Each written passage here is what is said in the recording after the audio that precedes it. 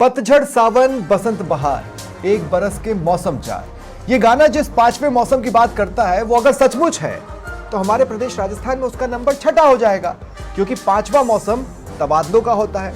जैसे आप और हम किसी खास मौसम के बहुत मुरीद होते हैं, वो हमारा सबसे पसंदीदा मौसम होता है, ठीक वैसे ही तबादला मौसम सियासतदानों का फेवरेट है। ये अलग बात है कि फिलहाल मौसम सूखा सूखा सा है लंबे वक्त से, और हरियाली तो छोड़िए, मृग मरीचिका भी नहीं दिख रही, पर सियासतदान मौसम सेलिब्रेट कर रहे हैं। नमस्कार, वक्त है प्रश्नकाल का, आपके साथ मैं हूं स्वप्न। आज एकाएक पूर्व सीएम अशोक गहलोत ने फिर तबादलों की याद दिला दी। कहा कि अधिकारी असमंजस में हैं, काम प्रभावित हो रहे हैं। लगे हाथों बीजेपी को भी घेर लिया कि जिस ब्यूरोक्रेसी पर आरोप लगाते थे 8 माह बाद भी डटे हैं। राजेंद्र राठौड़ भी एकाएक मोर्चे पर आए और पलटवार किया। कहा आपके अधिकारी अब घास नहीं डाल रहे तो दिक्कत हो रही है। साथ ही जोड़ा जांच जारी है, कार्रवाई जल्द होगी। प्रश्न यह है कि कर्मचारी काज का होता है या किसी के राज का होता है? आज इसी पर चर्चा करेंगे। मेरे साथ जो गेस्ट जुड़ रहे हैं आपको इंट्रोड्यूस करवा देता हूं। बीजेपी प्रवक्ता नवीन शर्मा जी मेरे साथ हैं, कांग्रेस प्रवक्ता भीमराज जाखड़ जी मेरे साथ हैं, और श्याम सुंदर शर्मा जी राजनीतिक विश्लेषक हैं। आप सभी का स्वागत है समाचार प्लस पर। श्याम जी, आपसे शुरुआत कर रहा हूं। मैं समझना चाह रहा हूं, एकाएक अशोक गहलोत आए आरोप लगाकर खबर में बने रहने के लिए, या फिर वो अधिकारियों का वर्गीकरण मांग रहे हैं कि भाई ये तुम्हारे अधिकारी और ये मेरे अधिकारी? और तीसरी बात यह कि राजेंद्र राठौड़ का रिएक्शन प्रासंगिक भी है। अब देखिए स्वप्निल जी, जिस तरह की स्थितियां राजस्थान में मौजूदा हैं, अब देखिए अशोक गहलोत के शासन के बहुत सारे अधिकारी आज भी शासन में उन्हीं पोस्ट पे लगे जो अशोक गहलोत ने लगाए थे। परिवर्तन नहीं हुआ है। ये तो एक चर्चा का विषय है कि भाई अब उनको क्यों नहीं हटाया गया।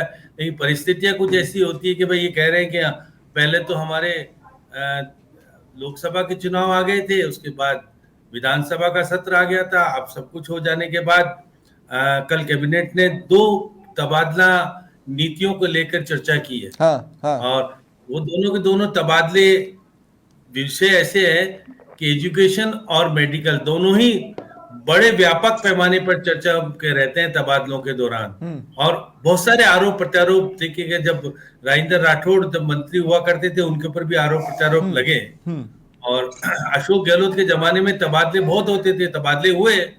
अब जिस प्रकार से बार बार बात आ रही है निकल के कि आखिर ये सरकार अपने अधिकारी वर्ग को बदल पाने में सक्षम क्यों नहीं हो पा रही, सवाल खड़ा करते हैं। करना चाहिए, ये इसमें कोई दो राय नहीं है कि जिसका शासन चल रहा हो, अगर शासन की धमक उन विधायकों को अशोक गहलोत को हासिल क्या है? मतलब कहने का मतलब यह है कि 50 घटनाएं हो रही हैं, आप उनके थ्रू निशाना नहीं साध रहे हैं, आप ब्यूरोक्रेसी की बात पर निशाना साध रहे हैं। उसका हासिल क्या है? सिर्फ खबर में बने रहना या फिर क्या? और दूसरा, राजेंद्र राठौड़ जो कर रहे हैं उसका हासिल क्या है? क्योंकि मुझे नहीं लगता कि वो किसी डिसीजन मेकिंग पोजीशन पे हैं, और ऐसे में उनका रिएक्शन किसी भी तरह से प्रासंगिक होता है। देखिए स्वप्निल जी, अब राजेंद्र राठौड़ की हैसियत क्या है? वो तो विधायक है नहीं। अब विधायक नहीं है और नेता भी है तो वो चर्चित नेता हो गए। वो हारे किनके कारणों से? वो अधिकारियों के कारण चुनाव हारे। जो आदमी चुनाव हारा हो अधिकारियों के कारण, वो हटा नहीं पा रहा हो, और वो जाकर के क्षेत्र में कैसे कहे कि भाई मेरी सरकार आ गई है, तो वो देखिए निश्चित रूप से पूर्व मुख्यमंत्री जी को तो सुकून मिलना चाहिए कि उन्हीं के फाइनेंस सेक्रेटरी लगे हुए, उन्हीं के देखिएगा गृह विभाग के। तो फिर जो राजेंद्र राठौड़ कह रहे हैं वो सच हो सकता है क्या, कि चूंकि ये लोग अब आपके दरबार में नहीं पहुंच रहे जो कल तक आपके दरबारी थे, इस बात की खींच आप निकाल रहे हैं? देखिए, अधिकारी तो शासन के साथ चलता है। हाँ। वो निश्चित तौर पर शासन जिसका होता है उसको कहता है हम तो आप ही के, हमारा क्या लेना देना, आप हमको जा लगाओगे, चाहे किस जगह पे, आज किस जगह पे लगा रखा है, कल किस जगह पे लगा रहे हैं। हम तो आईएएस के आईएएस रहेंगे, आईपीएस के आईपीएस रहेंगे। हमारा विभाग बदल सकते हो, मगर हमको बदलना मुश्किल हो जाएगा। हम केंद्र में चले जाए प्रतिनियुक्ति पर तो अलग बात है, लेकिन यहाँ रहेंगे तो किसी विभाग में रहेंगे। हाँ, चर्चा का विषय जरूर है। और निश्चित रूप से स्वप्निल जी मान के चलिएगा कि आने वाले समय में ब्यूरोक्रेसी में बड़ा बदलाव देखने को मिलेगा। जो काबिल होते हैं, जो जिनकी डिलीवरी अनडाउटेडली किसी से भी बेटर होती है, वो अपनी छाप छोड़कर जाते हैं। राजीव महर्षि बहुत बड़ा एग्जांपल है इस कैटेगरी में, इस डिजिटल वॉर के बीच में, जिसका नाम मैं लेना चाहता हूं, सिर्फ इसलिए लेना चाहता हूं क्योंकि उन्होंने बहुत पार जाकर अपनी एबिलिटी को साबित किया, जिसे हर धड़ा मानता है। मैं भीमराज जाखड़ जी की बात में कहना नहीं, सुप्रीत जी, एक बात में कहना चाह रहा था, यही अशोक गहलोत ने विधानसभा में अखिल अरोड़ा के ऊपर बड़े बड़े आरोप लगाए, मैं ये जांच कराऊंगा, मैं वो जांच करूंगा। उनके फाइनेंस क्या संभालने वाले वही व्यक्ति निकले और वो उनको हटाया नहीं, फिर जांचें कहां चली गई। सब आरोप लगाना बड़ा इजी है किसी भी अधिकारी के खिलाफ। एक्चुअली बीजेपी के गेस्ट और नीरज दिखाई नहीं दे रहे हैं, उनसे भी एक सवाल लेना चाहता था राजेंद्र राठौर के लिखे हुए सेंटेंस के ऊपर, लेकिन भीमराज जाखड़ जी का भी मैं रिएक्शन लेना चाहता हूं। भीमराज जी, मेवाराम जी, कुलदीप राका, ये नाम तो आपने सुने होंगे। मेवाराम जी ओएसडी बनाए गए, कुलदीप राका सामाजिक न्याय अधिकारिता विभाग की जिम्मेदारी उन्हें दी गई। तो ऐसा तो नहीं है कि कुछ हुआ नहीं, है ना? हुआ तो है थोड़ा बहुत, इतना तो मानना पड़ेगा। अशोक गहलोत जी 2-3 नाम भूल गए। मैं आपको एक कवि का शायर है, यदि आप कहो तो मैं बता देता हूँ कि ऊंची गांठ फटा लंगोट देख कर मर गया भाजपा गोट, सोचा था फटी बनियान पे नया शर्ट आएगा, क्या पता थी बाद में पतलून भी उतर जाएगा। बीजेपी जिन बातों को लेकर जिन मुद्दों के आरोप लगाए, एक सेकंड, बनियान फटी है ये मान रहे हैं ना? सुनो मैं बता देता हूं। मैं तो सुन ही रहा हूं, आप ही की शायरी में से सवाल उठा, इसलिए पूछ रहा हूं। बनियान फटी है, मैं जवाब जनता को ये दिखाया जाएगा कि हम किन किन चीजों में रियायत देंगे, महंगाई में देंगे, कृषि में देंगे, इरिगेशन में देंगे, अपराध में देंगे, बिजली में देंगे। कोई एक सेक्टर बता दियो, कहावत है कि ऐसा कोई सगा नहीं जिसको हमने कौन से सेक्टर में काम किया। अधिकारियों पर आरोप लगाया, आज अधिकारी वहां के वहां कायम है। सिलेंडर का हाल दे लीजिए क्या हाल हुआ है, इरिगेशन का हाल दे लीजिए, मैं बताऊं कृषि उपज मंडी इन्होंने आते ही बंद कर दी। सुने बिजली का देख लीजिए, बिजली इन्होंने एक बात बताइए ना, अगर यही अधिकारी इसी पद पर आपके समय में काम कर रहे थे तो उन्होंने शपथ ली हुई है कि वो राज के साथ है, उन्होंने शपथ ली है। मैं यही बात वो कांग्रेस के साथ नहीं, तो वो तो अपनी कुर्सी पर बैठकर काम कर ही रहे। सरकार का क्या होता है, सरकार मैनेजमेंट करती है और जनता की जो मुद्दे होते हैं, जनता की जो जरूरत है, उनको अधिकारियों के द्वारा काम कराया जाता है। जब सरकार का मैनेजमेंट फेलियर हो तब इस तरह की बातें देखने को चलती है। ये आरोप लगाते थे उन्हीं अधिकारी, वो अधिकारी आ जाए, इनका मैनेजमेंट फेलियर है, तभी ये चीजें होती है। 2 सेकंड। अव्वल बात तो ये कि वो अधिकारी अगर काम करना चाहता है, अगर वो सच में इस जज्बे के साथ काम कर रहा है कि मैं काम करूंगा, तो वो अभी भी पद पर बैठा काम कर रहा होगा। और अगर वो टिपिकली उस टाइप का आदमी है जो सिर्फ दिखाने के लिए काम करता है, तो उसने तो आपको बेवकूफ बनाकर रखा 5 साल। सरकार और प्रशासन मिलकर इस देश को चलाते हैं, राज्य को चलाते हैं। तो जब सरकार का मैनेजमेंट फेलियर है तो अकेली मशीनरी कितना काम कर पाएगी। जनता के मुद्दे आज गौण हो चुके हैं, हम ये बात करना चाहते हैं। जिन पे आप आरोप लगाते थे अधिकारियों का काम नहीं किया, वही अधिकारी आज है तो आप उनसे काम कराना चाहिए था। यही तो गहलोत साहब ने कहा आज, आप जिन पे आरोप लगाए वो अधिकारी आज कायम है 8 महीने बाद। जब गहलोत राज था तो कांग्रेस की पूरी मशीनरी लड़खड़ा रही थी, आप समझ रहे हैं? अस्थि पंजर, हॉर्न छोड़कर सब बज रहा था कांग्रेस की गाड़ी का। और हुआ क्या, यही बेचारे अधिकारी काम करते रहे जो लास्ट में आप लोगों ने बताया ना कि हमने ये कर दिया वो कर दिया, वो अधिकारियों ने किया था। अधिकारियों ने किया, तो अधिकारियों से हम यही तो कह रहे हैं, अधिकारियों से काम करवाने वाला चाहिए। बीजेपी सरकार के अंदर ये करवाने की क्षमता है नहीं, इसलिए आज ये देश के हालात है। और जनता के मुद्दे गौण हो चाहिए, मेडिकल देख लीजिए, बिजली देख लीजिए, पेपर लिख दे लीजिए, सब मुद्दों के अंदर फेलियर। एक आंकड़ा देता हूं। अशोक गहलोत जी ने बहुत सारे आंकड़े दिए, एक आंकड़ा मैं आपको देता हूं। 429 से ज्यादा अभियोजन स्वीकृतियां पेंडिंग रही आपके शासनकाल में। आप समझ रहे हैं? इन्हीं अधिकारियों पर पेंडिंग रही। क्यों रही? आप तो बहुत साथ दे रहे थे ना अधिकारियों का। मेरी बात सुनो, अभियोजन स्वीकृति का आपको तो काज से मतलब था, तो पेंडिंग क्यों थी अभियोजन स्वीकृति? मेरी बात सुनिए, वो जांच के दौरान पेंडिंग रही है। यदि उनका जांच का विषय पेंडिंग है तब वो पेंडिंग रही है, अदरवाइज अभियोजन स्वीकृति ऐसी नहीं। आप एक आंकड़ा ये भी तो लेके आते हैं, दी कितनी है ये तो आप देखते हैं। आपको 429 नहीं दी, वो तो आ गई आपके पास, पर आप ये तो लेके आते हैं आपकी सरकार के दौरान कितनी अभियोजन स्वीकृति दी। ऐसा नहीं है। और हमारी सरकार एक बात सुनिए, कार्रवाई मैं अपने दर्शकों को बता दूं, मेरे साथ जगरूप सिंह यादव जी भी जुड़ चुके हैं, पूर्व आईएएस हैं। मैं स्वागत करता हूं जगरूप सिंह जी आपका। मैं एक बात कहना चाहता हूं और सवाल मेरा जगरूप जी से ही रहेगा। मैं सिर्फ ये बात कहना चाहता हूं कि मनरेगा मजदूरों और सरकारी कर्मचारियों में एक डिफरेंस है ना? 429 के बाद आप बोल रहे हैं कितनी हमने दे दी होंगी। आप ये कह रहे हैं कि हमने तो शिक्षकों को भी घेर दिया, हमने बिजली कर्मियों को भी घेर दिया और हमने ब्यूरोक्रेसी को भी घेर दिया। ऐसा नहीं है, इतने मास पर नहीं होता कि इतनी सारी अभियोजन स्वीकृतियां पड़ी होंगी। ठीक है, मैं जगरूप सिंह जी आपसे पूछना चाह रहा हूं, इस पूरे डिजिटल वॉर को, ये पूरा जो ट्विटर पर चल रहा है जी, एक पूर्व ब्यूरोक्रेट के नाते आप किस तरह से देखते हैं? क्या है ये?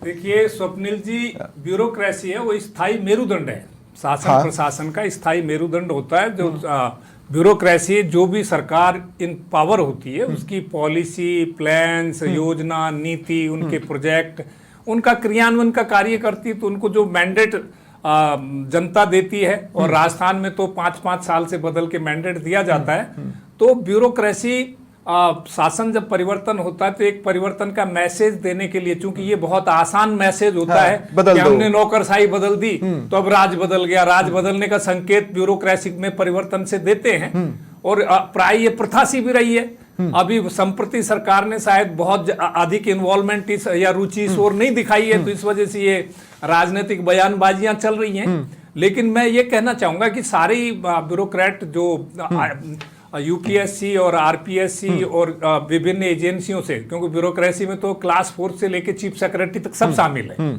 तो वो एक चयन प्रक्रिया से होकर गुजर के आते हैं। उनकी क्षमताएं भी कमोबेश ठीक होती है। उनकी एफिशिएंसी, वर्किंग एफिशिएंसी कई बार डिपेंड करता है कि ब्यूरोक्रेसी को घोड़े से तुलना की जा सकती है। एक खबर की अगर सवार अच्छा है तो अरबी घोड़ा, वरना तो वो सवारी नहीं करने। जिस खबर को कोट किया गया, सिर्फ लाइट मूड में मैं आपको बता रहा हूं जो आज रिएक्शंस कुछ आए हैं, लेकिन अब मेरा सवाल जो आपसे है वो सिंपली ये है, क्या तबादले अति आवश्यक हैं, होंगे या नहीं होंगे? अगर होंगे तो कब होंगे, या उस दिशा में सरकार सोच ही नहीं रही है?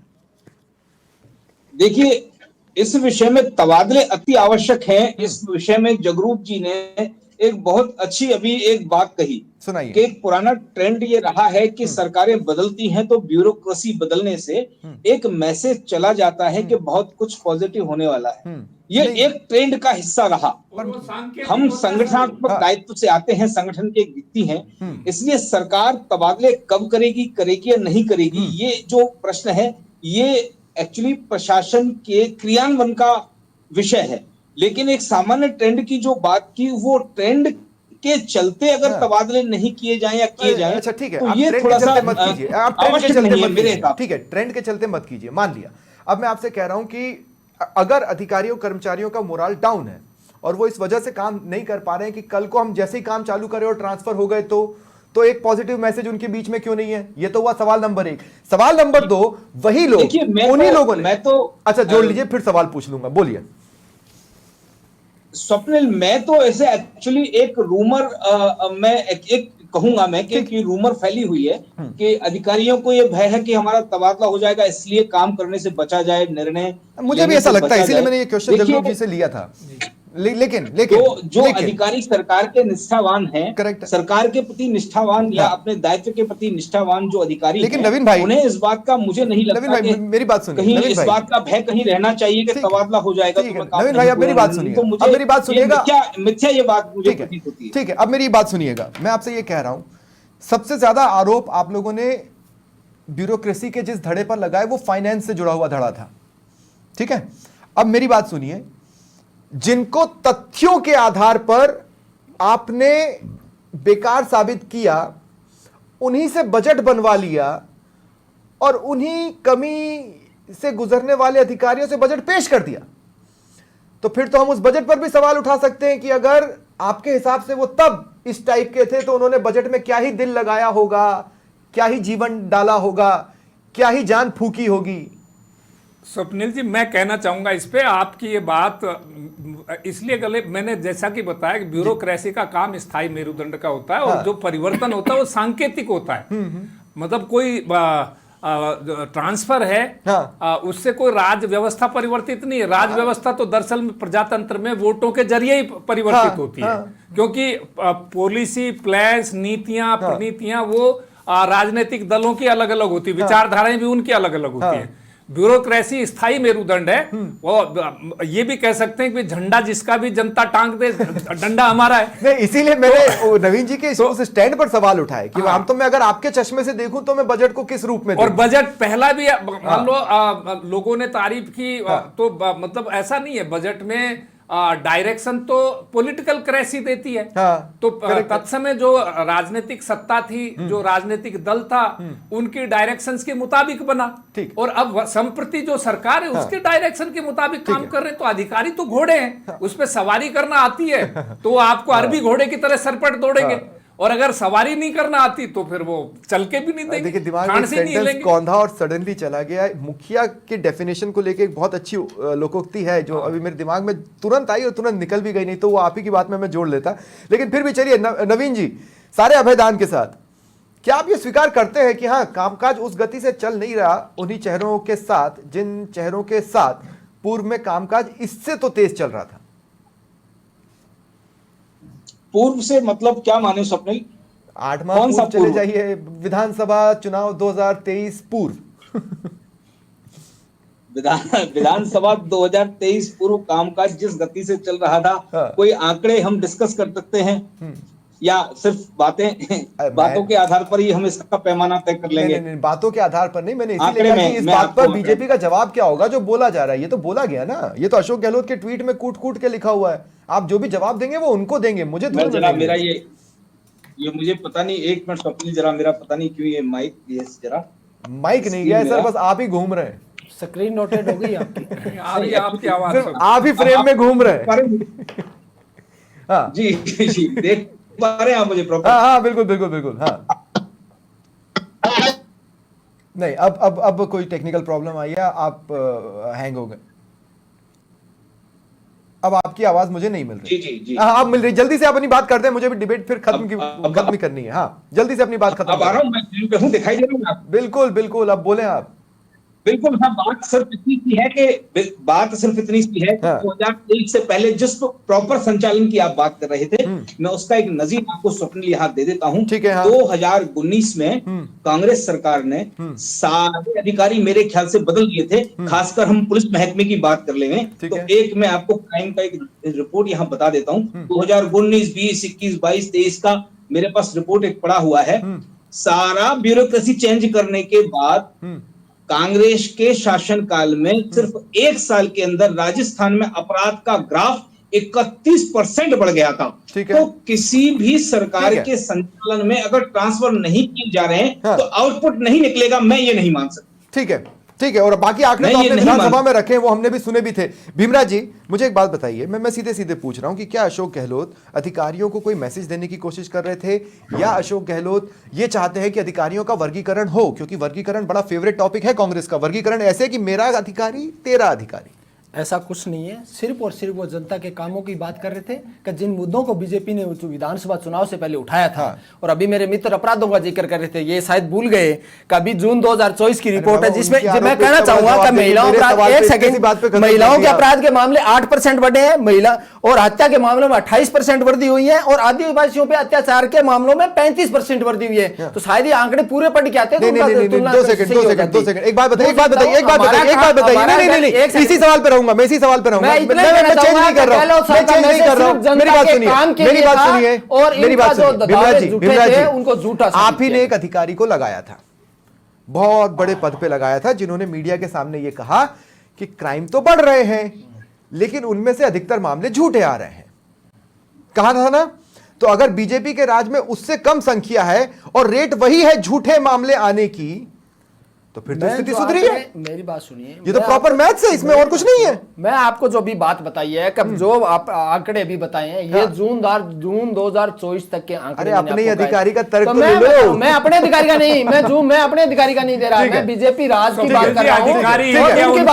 नहीं होते अधिकारी, जैसे सौभाग्य से जगरूप जी आपने ट्वीट पढ़े, ब्यूरोक्रेसी का राजनीतिकरण नहीं हुआ है। नहीं, अच्छी बात है, लेकिन आपने ट्वीट्स देखे, उसमें लगा ना कि वर्गीकरण का शायद प्रयास किया गया। नहीं, वर्गीकरण का कोई प्रयास नहीं किया गया। सिर्फ मैंने आपको क्या कहा कि जिन आरोप लगाए थे वो बीजेपी आरोप ही जांच तो करा दिया। सुनिए, वही बता सकते हैं। एग्जैक्टली, ठीक है। Shyam Sundar Sharma ji, closing comment please. Closing comment. देखिए, डिबेट मेरी उम्मीद से ज्यादा इंटरेस्टिंग हो गई, लेकिन मैं फिर भी क्लोजिंग कमेंट लूंगा। देखिए, मैं जगरूप जी को सुन रहा था, हमारे पुराने मित्र भी है, सबसे पीड़ित ये भी रहे हैं, राजनीति के शिकार कई बार रहे और राजनीति में अच्छे पदों पे भी रहे हैं। ये मैं तो देख चुका था। इन्होंने जो कहा कि अरबी घोड़ा होता है, अरबी घोड़े की लगाम जिसको पकड़ना आता है और चलाना आता है तो चला पाता है, नहीं तो जो है वो चल रहा है। देखिए, मुख्य सचिव जो आए हैं, आप सुधांशु पंत जो जयपुर के कलेक्टर जयपुर, ये भी रहे और वो भी रहे। वो भी रहे। तो ऐसी स्थिति में अब बदलाव के बयार भीमराज जी को मैं सुन रहा था, भीमराज जी भूल गए कि अशोक गहलोत जिस तरह से कहते थे विधानसभा में, और उन्होंने खुद ने कहा था कि किस तरह की परिस्थितियां बन रही है, क्या कुछ हो रहा है, और फिर सचिन पायलट जो आरोप लगाया करते थे उसका जवाब नहीं दे रहे। इनके यहाँ तो छींटाकशी आपस में चलती थी। अब राजेंद्र राठौड़ की बात तो बार बार कह रहे हैं, राजेंद्र राठौड़ पीड़ित हैं, वो चुनाव से पहले चेतावनी दिया करते थे अधिकारियों को, जगरूप जी को पता है, वो चुनाव हार गए, वो कुछ कर ही नहीं पाए, अब वो शासन में तंत्र में शामिल नहीं हो पा रहे हैं। और सतीश पूनिया भी आरोप लगाते थे, वो भी शासन तंत्र से बाहर हो गए हैं। तो जो नेता जीत ही नहीं पाए, वो कहते थे चेतावनी हम देख लेंगे उन अधिकारियों को। नहीं, लेकिन श्याम जी आप ही की बात को आगे बढ़ाऊं तो जो नेता जीतने के बाद भी चेतावनी दे रहे थे अधिकारियों को, जैसे राज्यवर्धन सिंह राठौड़, बाल मुकुंदाचार्य, बाबा बालकनाथ दे रहे थे ना, वो भी तो चेतावनियां तो दे रहे थे जीतने के बाद।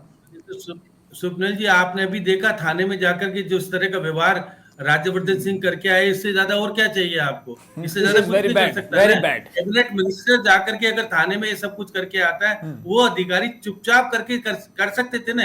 ये देखिए, जातिवाद और बहुत सारी चीजें जो राजनीति में दिखती है वो दिख रही है, ये कोई छिपी हुई नहीं किसी से बातें। जगरूप जी को बहुत अच्छी तरह पता है सारी बातें, क्योंकि जगरूप जी हमारे मित्र पुराने हैं, और फिर ये राजनीति में चुनाव भी लड़ना चाहते थे, चुनाव नहीं लड़ पाए। वो बात नहीं। अच्छा, मैंने आज तक कभी किसी क्लोजिंग कमेंट पर किसी से रिएक्शन नहीं लिया, लेकिन आपने इतनी सारी बातें बोल दी कि नवीन जी को समय देना बनता है। नवीन जी, आपने क्लोजिंग कमेंट सुना है, उस पर आप जो स्टेटमेंट देना चाहते हो पार्टी की ओर से वो दे दें, फिर मैं डिबेट खत्म करूंगा। आपके पास सिर्फ 20 सेकंड है, सॉरी।